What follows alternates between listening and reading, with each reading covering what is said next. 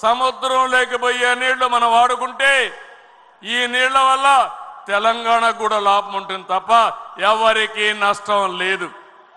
ఇక్కడ బీఆర్ఎస్ అయితే ఏదో నష్టం వచ్చినట్టు మాట్లాడుతున్నారు. నేను ఆ రోజు కూడా ఏదైతే వాళ్ళు ప్రాజెక్టు కట్టినప్పుడు గోదావరి పైన నేను ఎప్పుడు కూడా అబ్జెక్ట్ చేయలేదు.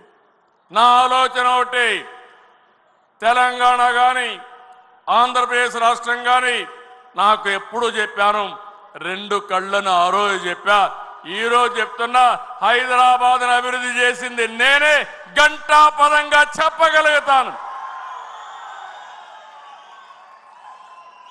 విభజన జరిగిన తర్వాత హైదరాబాద్ తెలంగాణ రాష్ట్రానికి చెందితే నేను గర్వపడ్డాను.